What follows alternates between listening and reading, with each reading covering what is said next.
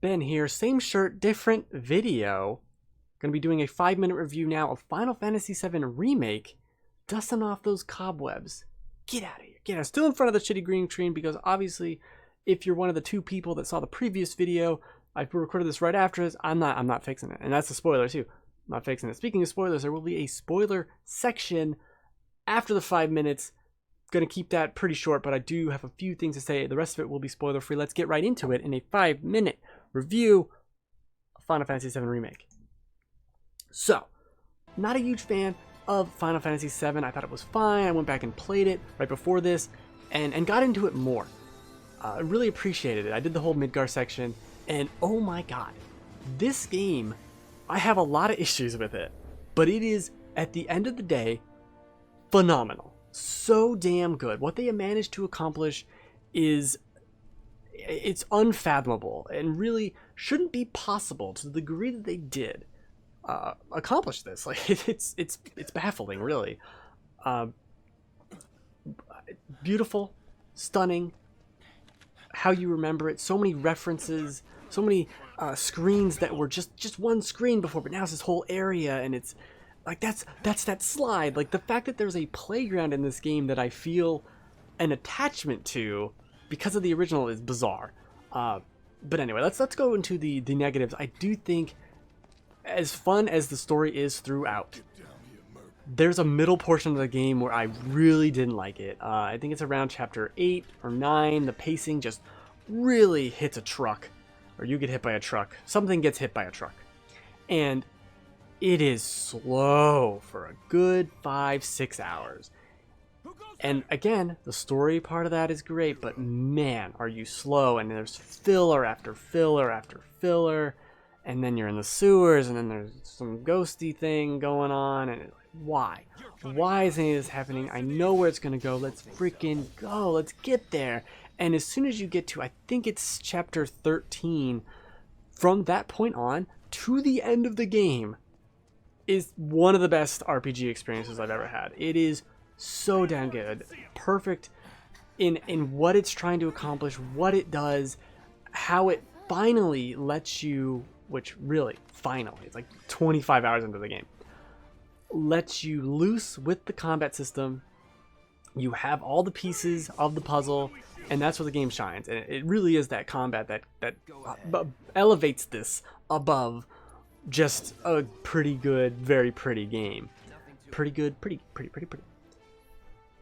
The combat seems very actiony at first, but it really isn't. And by the time you get to that point I'm talking about, you've had enough experience with all these different characters and different moves they have and different abilities that you can start going, okay, I'm going to start the mission, or start the battle as Cloud. Cloud's going to go and attack. He's going to assess the enemy. Then I'm going to switch to Barret. Barret's going to do his burst shot. Then I'm going to switch to Tifa. Tifa's going to do this punch thing and do an ability. Then I'm going to switch back to Cloud, because by that time, Cloud is enough to do a triple strike. Cloud did the triple strike and do this other thing, and then Barret has his other bomb thing. I'm like, switch to Barret, tell him to do the bomb thing, and you're micromanaging on such a level, and it becomes like this orchestra you're controlling. It is so cool.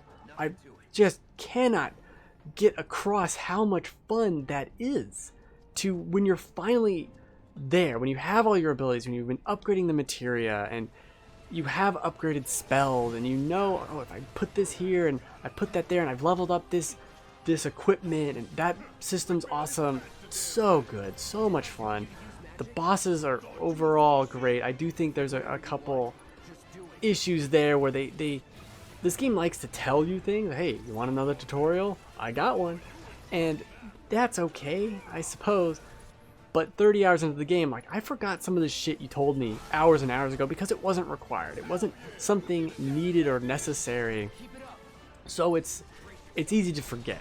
But now it's required, but it's not required enough to where I'll fail. It's just required enough where it's going to be a pain in the ass if I don't remember. So that's one specific fight at the end that I don't think is handled very well.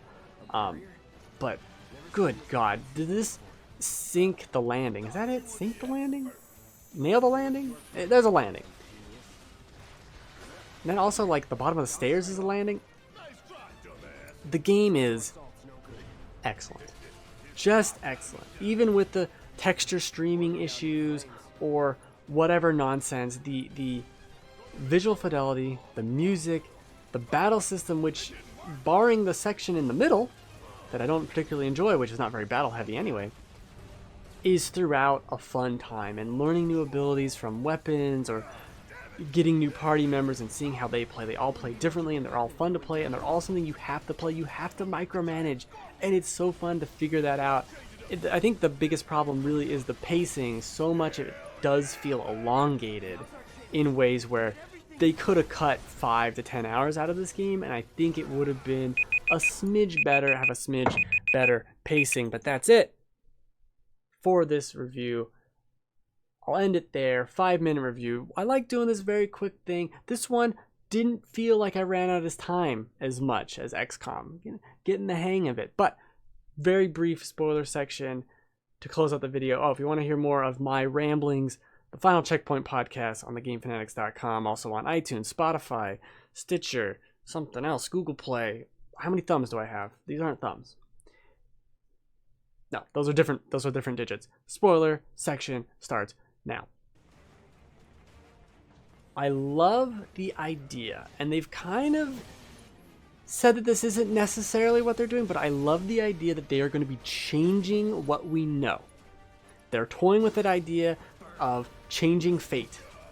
And even if they don't necessarily stray far from fate and the original Final Fantasy VII, the idea that they could do something drastically different and kill off a different character, or it happens in a different way, or anything like that, is so enticing to me.